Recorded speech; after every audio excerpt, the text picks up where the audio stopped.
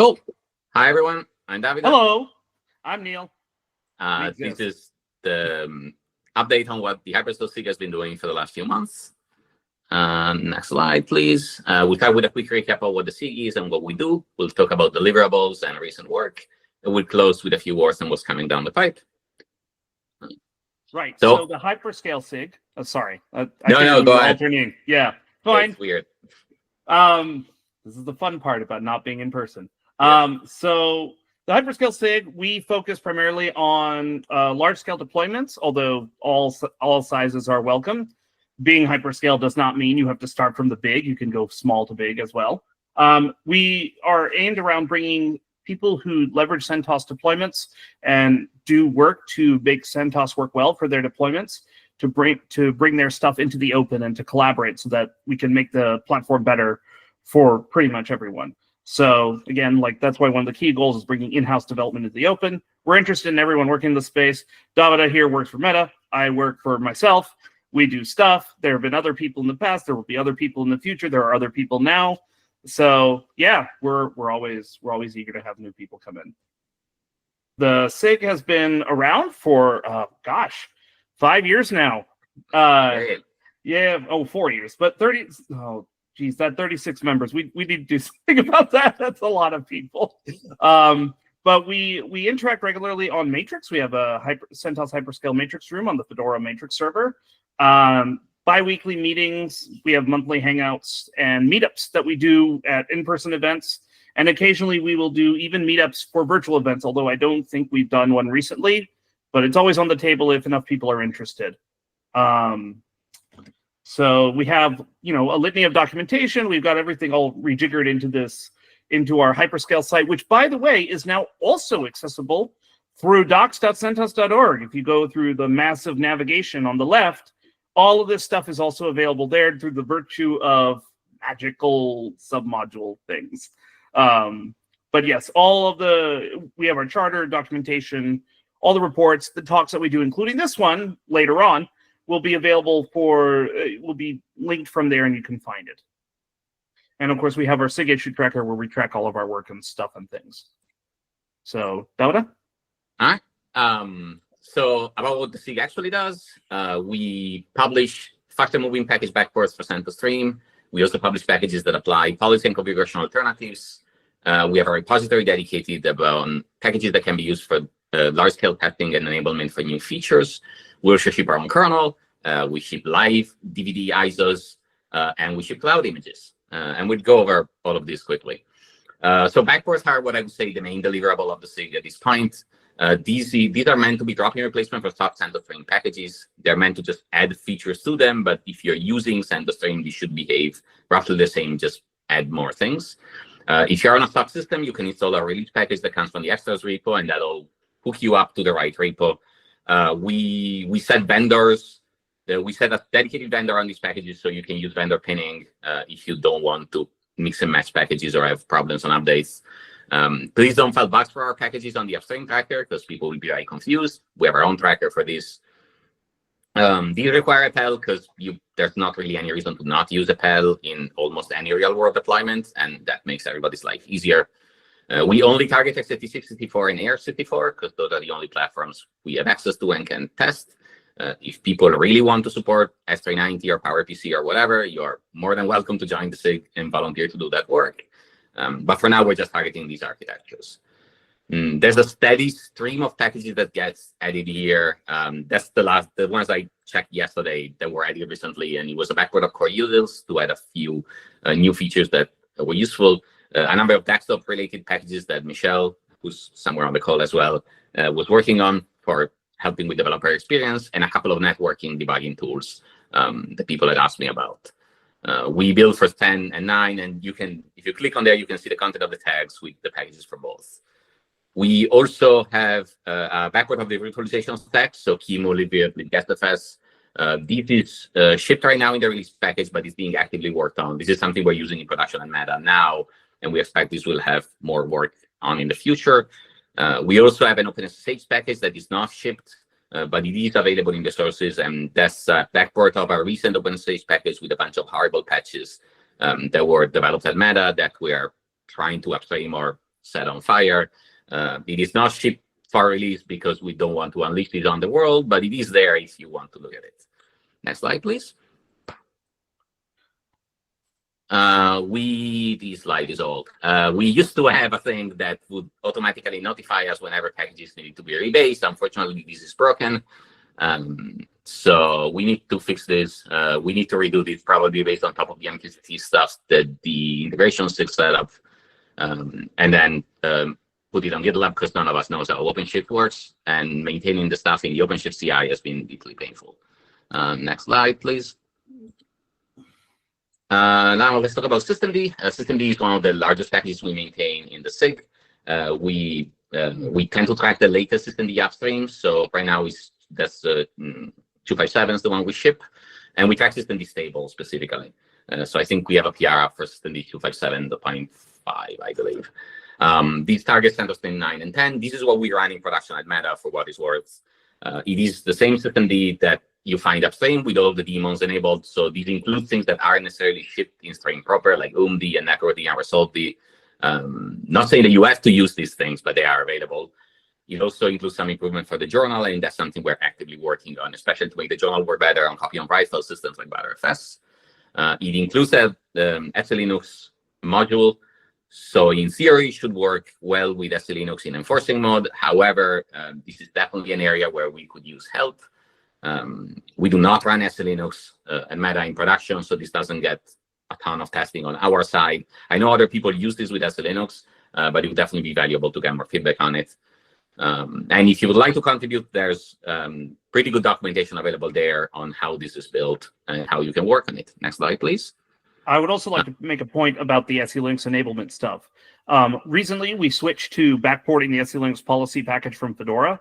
So more or less, the SELinux integration for the systemd package is pretty much identical to how it is in Fedora when you're using it at Hyperscale. So I don't know if we should say it's experimental anymore insofar as like it's about as good as you're going to see it in Fedora as well now.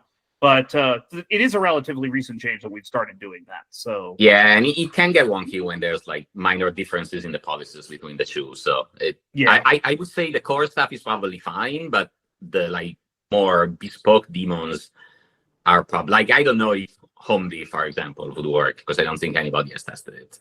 Yeah, I think the HomeD work is actually relatively new because like GNOME and Katie are both developing support for HomeD integration. I think that's when we're going to start seeing people actually like do something with it. Yeah, it's not useful by itself. And wow, there we go. Next slide. Thank you. We, as I said, the development for this one is done upstream in the upstream stable branches. We used to have our own kind of downstream fork, but we found it was a lot easier to just do the work upstream and send PRs there directly because that just shortened the development cycle. The packaging is based on ROI specs, and at the same time, we try to contribute as much as possible to the ROI specs. For example, we had a fairly extensive test suite that we ended up contributing there using the TMT FMF stack. So it's the same. It's effectively the same logic that's run on ROI. It's also run here. We used to maintain these the actual specs. We used to maintain them in this Git in git.centos.org, but we recently moved this to GitLab, both because we wanted to try actually using GitLab for production use cases for CentOS SIG development, but also because we wanted to be able to leverage pipelines. And even on Meta, built an extensive system based on pipelines so that on every commit on every MR, we get automatic builds and automatic runs of the test suite, and we can get immediate signal on whether things are working as they should. Another thing this pipeline does is that it takes the spec and it extracts the RPM and applies all of the patches and then shoves that into another Git repo. And this is really useful if you're somebody that's doing code development on systemd itself and you want to have access to the source code with all the patches applied so that it looks the same as it would look with the RPM. These is also maintained with pipelines. Next slide, please. So next slide. There we are. Yes, that one. This is a screenshot of the pipeline thing, and you can see that it builds for targets. It builds the release build and the Facebook flavor build, which is not useful for the real world, but it's built in parallel. And it does the build, it tests, it does publishing, and then does the unpack. And this is all implemented with GitLab pipelines. The testing part of this is done using testing farm. So it spins up machines in testing farm and uses that. We were also looking at using native GitLab runners for this, but because GitLab doesn't do native virtualization, that is challenging. So for now, we're using testing farm. Next slide, please. And we also have the conduit we had before that where basically every day we take the spec, we build the very latest systemd git main with the spec, and we build it in CVS so we can get signal on whether there's any changes upstream that might break stuff. And we also get test builds as a nice byproduct that we can play with immediately. Long term, we would like to get this into OpenQA as well. There's work on the integration of SIG side to get OpenQA hooked up for CentOS Stream. So when that becomes available, that would be nice to have. Next slide. On you. You're muted, Neal. So one of the things that we've done in the recent past was that we helped with Intel contribute improvements for the base packages within CentOS Stream for Intel processors. That included the zlib backport with SSE2 optimized hash functions, experimental glibc work, and all this other stuff done in an API and ABI compatible way. That stuff was essentially incubated in Hyperscale and eventually folded into base CentOS Stream over time. So it was a great example of us being able to work with other folks to build something that was awesome enough that Red Hat pulled it into the distribution itself. And I would like this. And in addition to talking about like things like what other people do with Intel's Hyperscale, we primarily target CentOS Stream 9. Although this is going to change, and we'll talk about it in a minute. We primarily target CentOS Stream 9. We've done a lot of upstream feature contributions. This is a non-exhaustive list from the very beginning times, but there's quite a bit more, and like if you go through our quarterly reports that Sean pokes us to publish, we mention these from time to time about all the stuff that we wind up doing.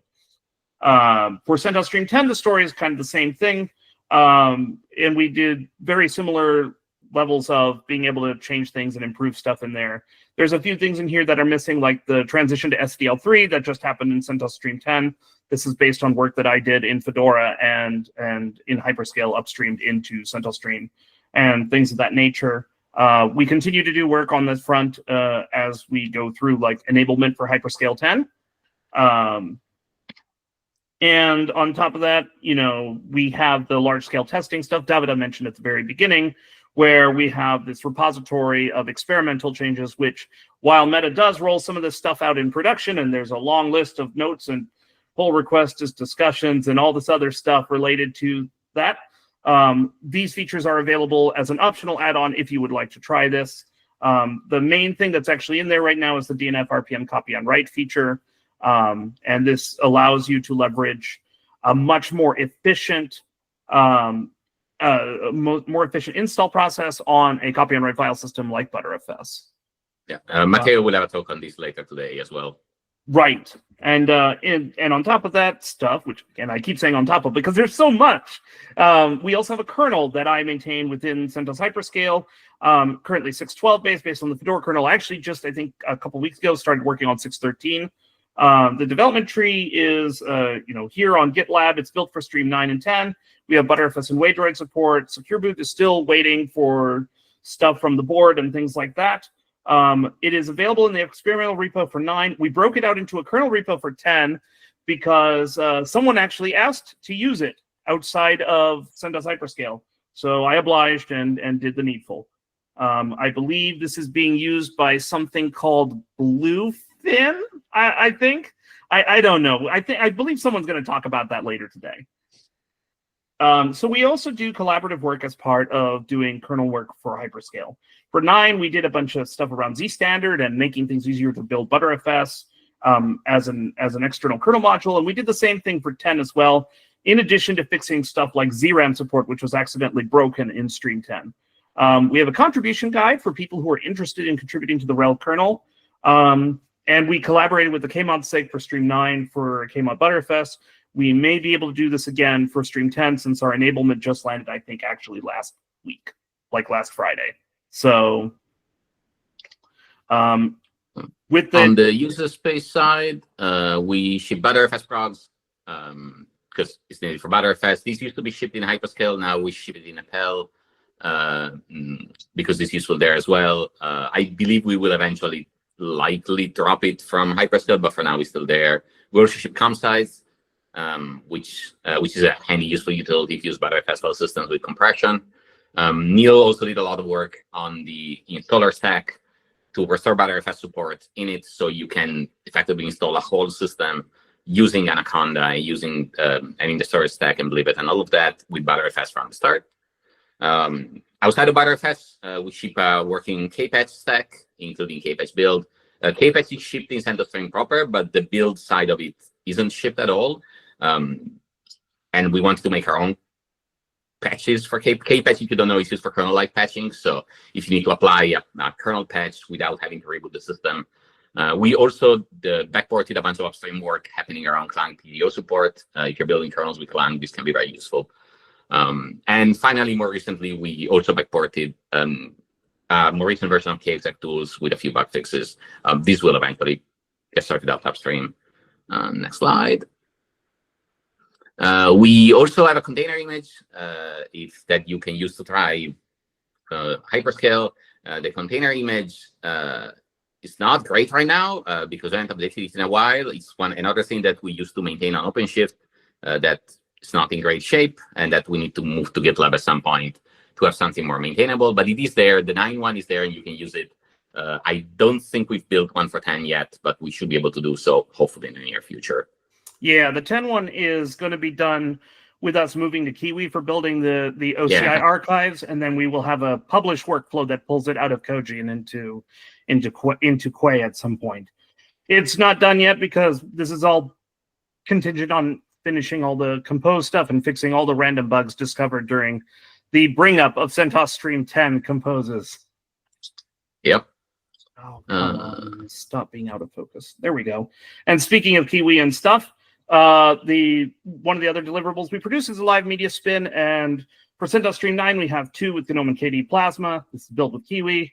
We work with the alternative image SIG to not only make these images but also to share expertise and development effort as part of making it better for people to build stuff on top of CentOS Stream. So I don't think there's a thing about alternative images, but quick primer, they're the ones that make all the stuff with like different live images, container images, WSL images, that sort of thing. And they're leveraging the same tech that we started using in Hyperscale with Kiwi and descriptions and the pipeline that we have with using CBS to build all those things. So for us, we produce live DVD ISO images with Hyperscale repos and packages. It leverages our kernel. CentOS Stream 10 images are under development. They're under the same bucket of will be done when when we finally have all the bugs worked out for the Hyperscale 10 composes that block the containers and everything else. Same story with the cloud images. We build these ourselves with using Kiwi and leveraged with our kernel and things, influence the development of the cloud images in Fedora Cloud, and I believe hopefully, crossing fingers in the near future, CentOS Stream 9 official images will actually also be based on this technology, influenced by the work that we've done in Hyperscale as well as in Fedora Cloud. There's an ongoing effort right now to trial out building the official CentOS Stream images with Kiwi, and that will be a very exciting endeavor as that goes forward. A couple of recent new things. We mentioned this before, but we joined the Linux distros mailing list, which is the list that gives access to early warning when there are security vulnerabilities. Because Hyperscale started producing full system images and it's effectively kind of its own distribution, it makes sense for us to be able to get access to this so we could provide security fixes timely for the components we ship in Hyperscale. This has been really useful. In the recent months, we've already leveraged this at least, I would say, half a dozen times, and it's been really something that's been really valuable to have. We also helped bootstrap some of the work around the proposed update SIG. There's a talk on this after this, so I won't go into details there. But being able to leverage the work we already done in Hyperscale was useful to be able to get that started and get that started quickly, like on the right footing immediately. Next slide. And And coming up, as Neal mentioned, hopefully we will have CentOS Stream Hyperscale spin images with 10 coming soon. We are also working on a port of CentOS Stream Hyperscale for Apple Silicon Macs. Another project that Neal and I are involved in is the Fedora SIG remix, which is a Fedora remix for Apple Silicon Macs. We are hoping to ship a similar distribution for CentOS Stream. That's being worked on now, and we hope to have something ready for May-ish, around Summit. We are also working on unified composers for SIG contents. There's an aspirational goal to have an updated QEMU package in Appel, although we haven't really worked on that recently.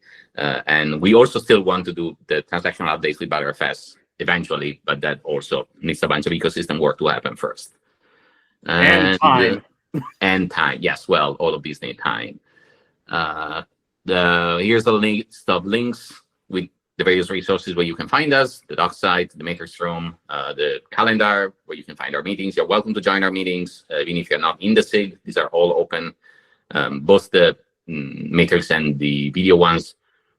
You're welcome to tag along and introduce yourself and chit chat. A lot of the video ones are more social hangouts than actual work meetings, although we sometimes get work done too. The issue tracker, and finally the mailing list, which is just the standard CentOS Devel mailing list. We also should update the calendar link in the future because we moved to FedoCal. Oh yeah, we should have moved that to FedoCal. Yeah. So, and with that, I think we're on time. Yep. And if folks have questions, we're happy to answer questions.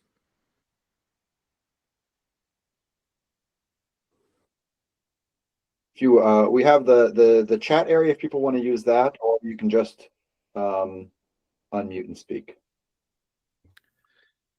George. Any interest in a system deboot? No. Yes.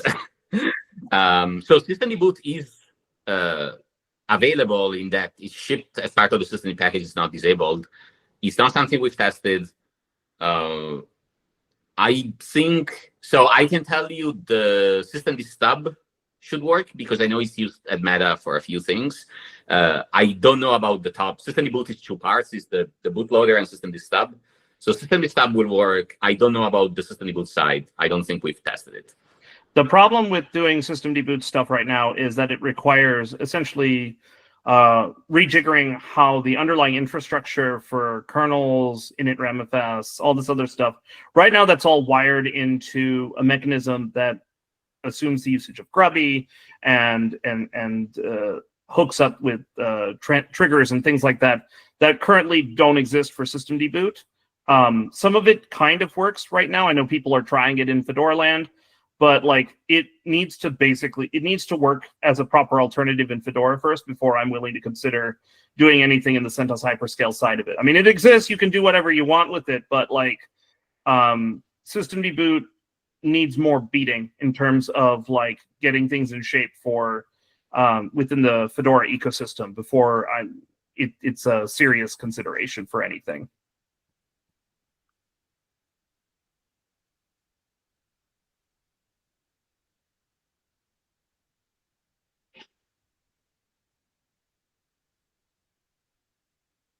I guess that's it.